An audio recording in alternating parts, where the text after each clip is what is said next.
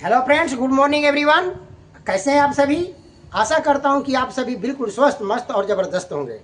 तो आइए साथियों, आज मैं फिर से आप लोगों के लिए एक नया वीडियो लेकर के आया हूं जो संधि के बारे में है। हाँ दोस्तों, स्वर संधि के बारे में आप लोगों को पहले कल के वीडियो में बताया गया है कि स्वर संधि 5 प्रकार के होते हैं: दीर्घ संधि, गुण संधि, वृद्धि संधि और यण संधि तथा अयादि संधि, जिसमें से कल मैंने दीर्घ संधि और गुण संधि के बारे में बताया था और आज मैं आगे वृद्धि संधि और यण संधि के बारे में बता रहा हूं इस वीडियो के माध्यम से। तो आप लोग ध्यान से सुने।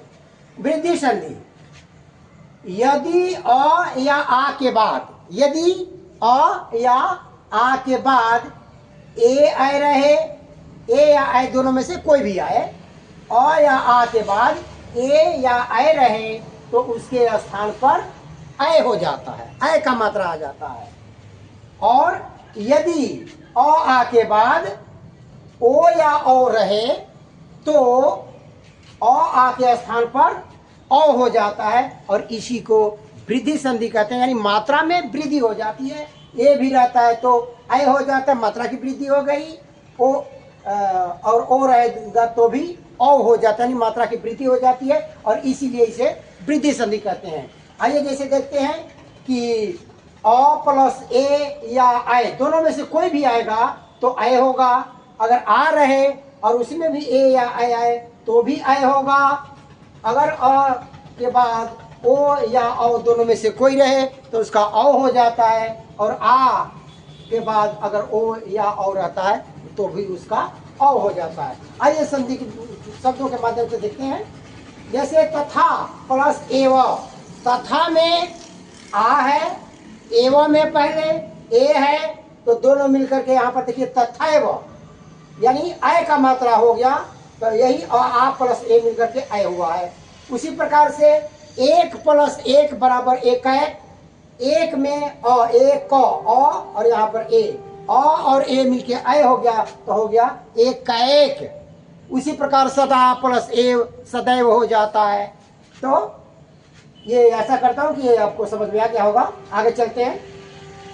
महा प्लस औषधि, महा प्लस औषधि, तो महा में आ और यहाँ पर ओ, ये दोनों मिलकर के अ हो गया है। देखिए अ का मात्रा महौषधि, महा प्लस औषधि महौषधि।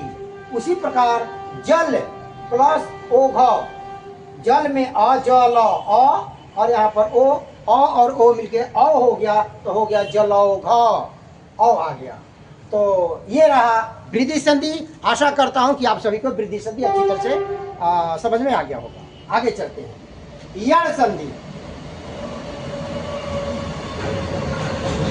हाँ दोस्तों, यण संधि, यदि ई उ या री, ई उ या री के बाद कोई भी भिन्न स्वर आए, भिन्न स्वर का मतलब अ ई उ या री के बाद ये तीनों को छोड़ करके कोई भी भिन्न स्वर, जैसे अ आ सकता है, आ सकता है, ए आ सकता है, ऐ आ सकता है, तो इनमें से कोई भी भिन्न स्वर आए तो ई जो रहेगा ई का य हो जाएगा।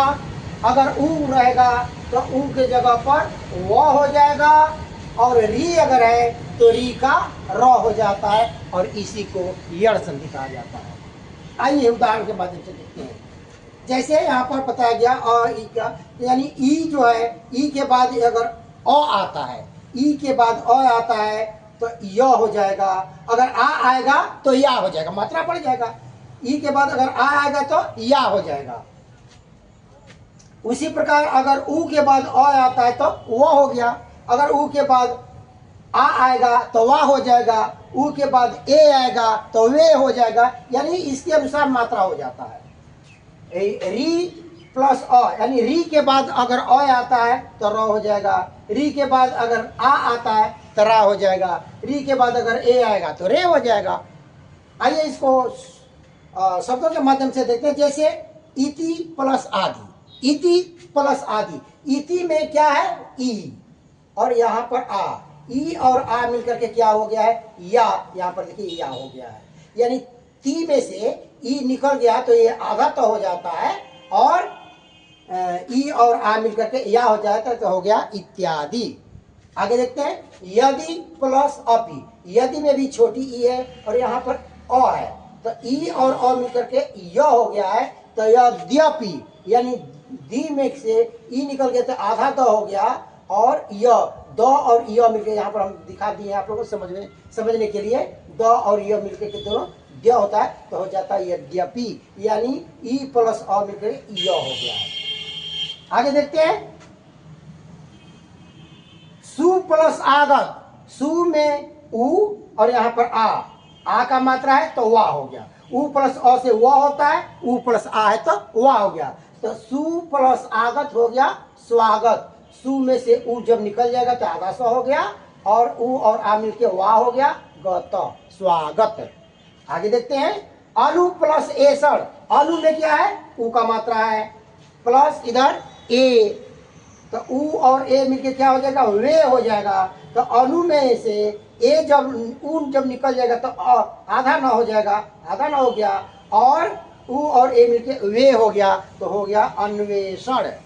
आशा करता हूँ कि ये भी आप लोगों को समझ में आ गया होगा। अब यहाँ पर देखते हैं, री प्लस और मिलकर के र हो जाता है, कैसे, पितृ, पितृ में ये क्या है, त में जो री है उसको री बोलते हैं, तो पितृ में री और आदेश में आ, री और आ मिलेगा तो रा हो जाएगा, तो यहाँ पर जब त्रि में से री निकल जाएगा तो ये आधा तब हो जाएगा, और आ मिलके त्रा, माने तो और र एक में मिल गया तो त्रा हो गया, तो पित्रादेश। उसी प्रकार भ्रातृ, त्रि में री और यहाँ पर अ है, री और अ मिलके त्र, माने इसमें का आधा त और ये री और अ मिलके र, त्र, तो यहाँ पर तर और न लिखे त्र लिखा जाता है, तो भ्रातृ अनुमति यानी भाई की अनुमति। तो दोस्तों आज के लिए बस इतना ही। आशा करता हूँ कि आप सभी को वृद्धि संधि और यण संधि के विषय में अच्छी तरह से जानकारी मिल चुकी होगी, समझ में आ गया होगा आप सभी को। तो आज के लिए बस इतना ही दोस्तों। ये वीडियो कैसा लगा आप लोगों को कमेंट में जरूर लिखिएगा, और हमारा जो चैनल है इसको सब्सक्राइब जरूर कीजिएगा। इसी के साथ दोस्तों आज के लिए बस इतना ही। वीडियो देखने के लिए बहुत बहुत धन्यवाद। Thank you, all the best.